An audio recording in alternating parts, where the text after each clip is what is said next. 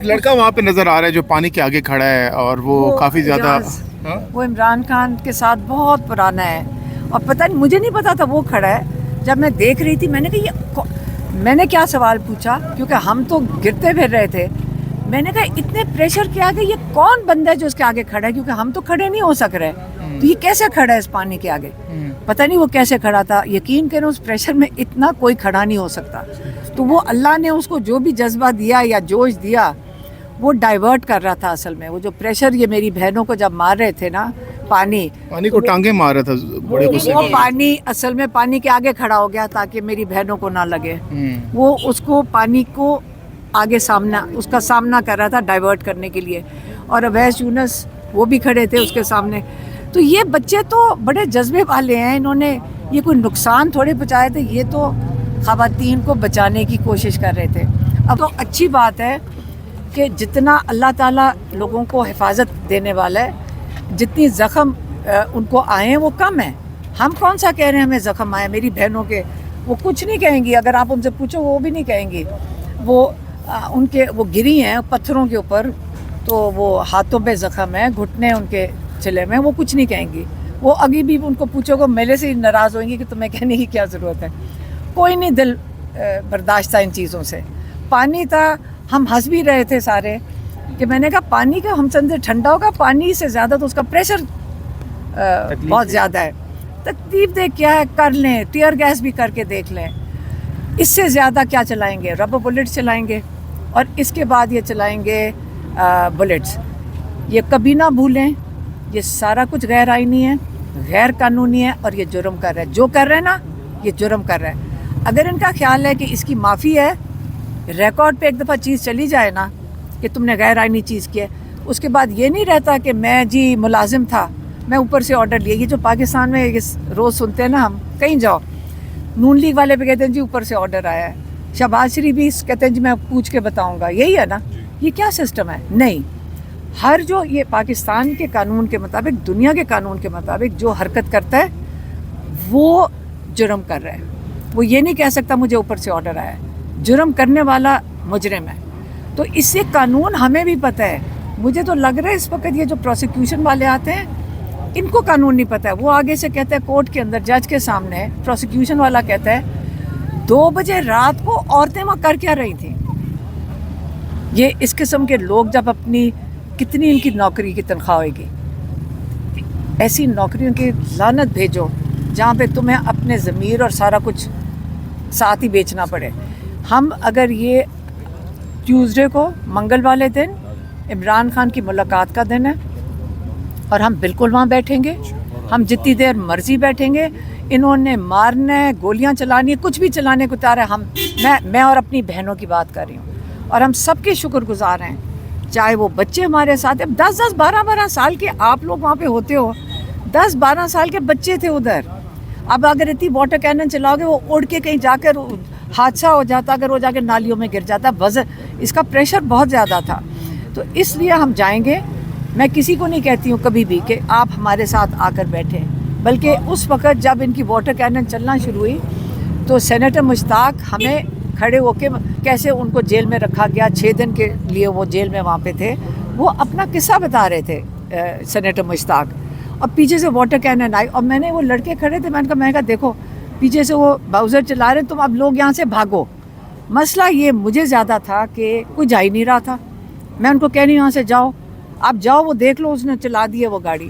کوئی نہیں جا رہا تھا. تو اس لیے لوگوں کا جذبہ کو کیسے توڑو گے. لوگ تو تیار ہیں ہر قسم کی ان کا ظلم سہنے کو تیار ہیں. تو ہم تو آرام سے بیٹھے ہوئے تھے. نہ ہم کسی کو نقصان پہنچا رہے تھے. چھوٹی سی 2 لکڑیاں جلا کے سوکھی بھی جلا رہے تھے بچے اپنے آپ کو گرم رکھنے کے لیے. ہم بھی اس کا تھوڑا سا ہمیں بھی اس کا فائدہ ہو رہا تھا. ماں کے ساتھ ہی کھڑے تھے. تو ہم کہیں کسی کی نہ رکاوٹ تھے نہ ہم نے کوئی قانون توڑا نہ ہم نے آئین توڑا. سیدھی سی بات ہے. یہ جو دفعہ 144 ہے نا یہ سب سے زیادتی یہ ہوئی ہے کہ جب پاکستان بنا تھا تب یہ ختم ہو جانا چاہیے تھا. اس لیے کیونکہ انگریزوں نے لگایا ہوئے.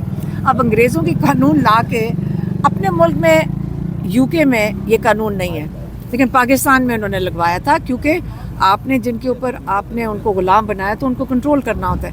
اس لیے یہ چیزیں اگر عمران خان کی حکومت آئے گی یہ چیزیں جو قانون وغیرہ ہیں اس کو سارا کچھ انشاءاللہ عمران خان کو کہیں گے ختم کریں. اچھا علیمہ صاحبہ ابھی آپ نے بتایا کہ وہاں پر جو شاہد خٹک صاحب تھے ان کی جو ٹانگ کی ہڈی تھی وہ بھی فریکچر ہو گئی ہے, شاہد خٹک صاحب کی. ہاں تو آپ لوگوں کو کوئی زخم آپ ابھی بتا رہی تھی کتنے آپ کو بھی کچھ چوٹ آئی ہے؟ زخمی ہوئے ہیں بہت لوگ. میں نہیں گری تھی تو اس سے میں زخمی نہیں ہوں, پانی کھایا تھا لیکن زخمی کوئی نہیں ہوا. میری بہنیں ہاں وہ ان کو زخم آئے ہیں. ان کو کہاں لیکن ان کو وہ گری تھی نیچے, کہاں ٹانگوں پہ زخم آئے ہیں ان کے, کیونکہ پتھر تھے, آپ کو پتہ وہاں کیچڑ اور پتھر تھا تو ان کو زخم آئے ہیں. لیکن وہ خیر ہے اس کی. شاہد خٹک ان کو بچا رہا تھا اور نہیں بچوتا یہ ان کو پکڑ, وہ کیونکہ آپ کو پتہ اتنا پریشر آتا ہے پانی, تو وہ جان کے میری بہنوں کو ٹارگٹ کر رہے تھے. وہ آپ سے کافی زیادہ ہم دیکھا کہ آپ سے مذاکرات بھی ہو رہے تھے کافی دیر سے. نوبت کیوں آئی واٹر کینن کی نوبت؟ آپ یہاں سے اٹھ جائیں. میں کہہ رہی تھی ہم نے کوئی قانون نہیں توڑا, ہم نے کوئی غیر آئینی چیز نہیں کر رہے. ہم یہاں بیٹھے ہوئے, ہم پاکستان کے شہری ہیں, ہم یہاں بیٹھ سکتے ہیں. تو ہم کون سا قانون توڑیں؟ ہم بیٹھ سکتے ہیں یہاں پہ سڑک پہ. ہماری بھائی کو قید تنہائی میں رکھا ہوا ہے, مجھے پتہ آپ نہیں ملاقات کرنے دیں گے, لیکن ہم اپنے بھائی کو اکیلا نہیں چھوڑیں گے. اگر وہ قید تنہائی میں اندر ہے ہم اس کے ساتھ باہر بیٹھیں گے اور ہم پھر بیٹھیں گے جا کر. اچھا کل سے حکومتی رہنما کہہ رہے ہیں کہ اگر یہی صورتحال اڈیالہ کے بعد رہی تو خان صاحب کو شفٹ کرنے کے حوالے سے بھی غور ہو سکتا ہے. کر کے دیکھ لیں, نہیں کر کے دیکھ لیں. آپ کا خیال ہے زرداری صاحب اس کا بوجھ اٹھائیں گے؟ سارا سندھ کھڑا ہو گیا. پھر یہ اتنا نہیں وزن اٹھا سکتے. یہ مریم نواز کے پاس چھوڑا ہوا ہے ادھر پنجاب پولیس کے پاس, یہ سندھ نہیں اتنا وزن اٹھائے گا. وہ تو ان کی تو حالت بری ہو جائے گی. اس کے بعد بلاول اپنے سندھی ان کے کھڑے ہو گئے, پھر کیا کریں گے؟ آپ کا خیال ہے عمران خان کو اکیلا چھوڑے گا؟ بلکہ یہاں پہ تو ہیں, وہاں پہ کوئی نہیں چھوڑے گا ان کو. آپ لوگ ادھر بھی پھر جائیں گے جیسے کیا مطلب ہے عمران خان کو شفٹ کیوں کریں گے؟ یہ اول تو یہ بتا دیں عمران خان جیل میں ہیں کیوں؟ غیر آئینی غیر قانونی طریقے سے یہ جرم ہے. یہ اصلی جرم یہ جو عمران خان کے ساتھ کر رہے ہیں. اور عمران خان کو قید میں رکھا کیوں ہے؟ کیونکہ یہ ڈرپوک ہیں, ڈرتے ہیں عمران خان سے, کیونکہ عمران خان لوگوں کی آواز ہے. بس بات ختم. تو ہم نہیں ڈر رہے, نہ ہی ہم گھبرا رہے ہیں.